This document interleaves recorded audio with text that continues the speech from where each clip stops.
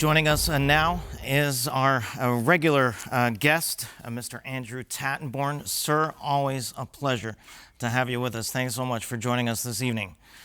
All right, so as we just mentioned, as Ben told us, a big trip, official state visit by Polish President Andrzej Duda to China. Now, unfortunately, he was not met at the airport by Chinese President Xi Jinping. But he is set to stay in China for up to 4 to 5 days.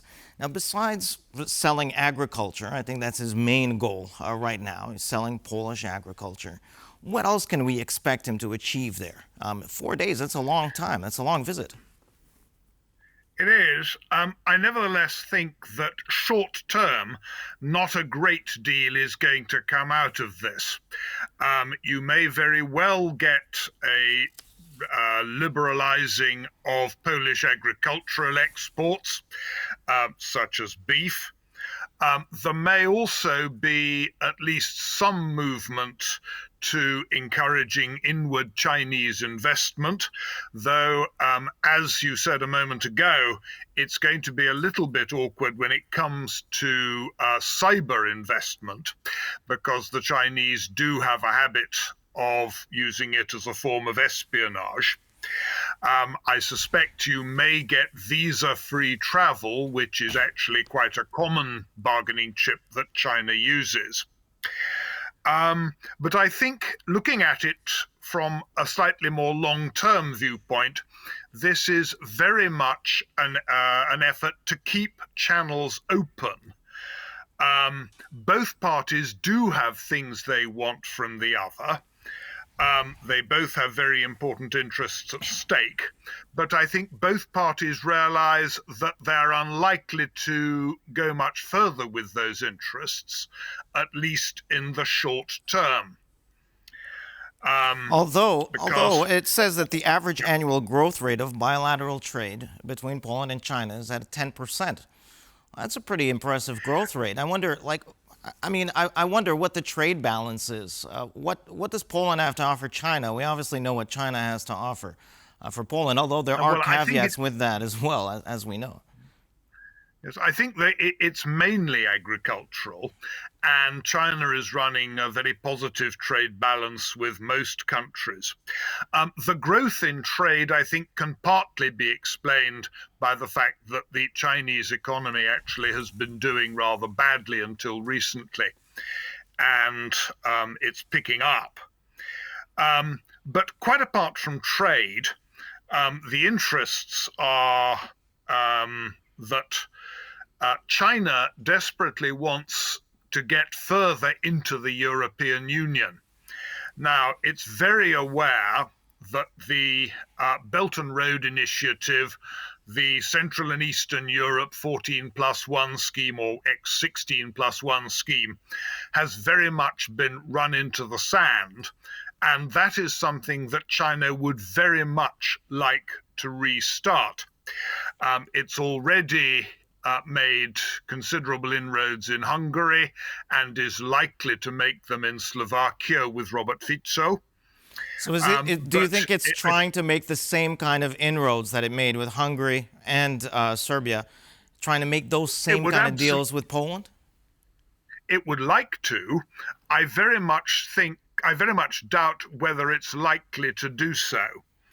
And the reason is this, that the European Union, and there's no doubt that there will have been very considerable toings and froings between Poland and the rest of the European Union in preparation for this visit. The European Union, I think, is actually very cautious about increasing Chinese influence. You've also got to remember something else about this visit. Poland is currently in the chair of the Organization for Security Cooperation in Europe, the OSCE. And just as there will have been, I think, very considerable exchanges between Warsaw and Brussels, I have no doubt there will have been exchanges between Warsaw and the other members of the OSCE, which will be extremely worried about increased Chinese influence. And of course, you have to remember that the OSCE, despite being supposedly a European organization, also includes the United States and Canada among its members. There is, of course, another elephant in the room, which again you quite rightly mentioned. Poland obviously is going to say to China, please backing Russia. Whether China will agree to do this, I think, is extremely unlikely. China's interests very much are in stabilization and, at least for the moment, keep it on side. That's right. Taken as an effort, but by you. Sorry, can you hear me? Yeah.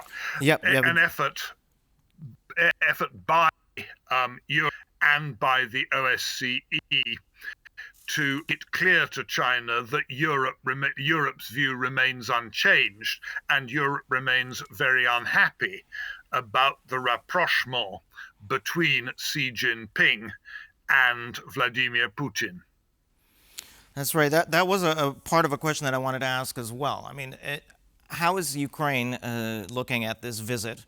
And is Ukraine expecting also President Duda to speak on its behalf to President Xi Jinping? And does Poland hold any bargaining chips at all with China on the issue of Ukraine?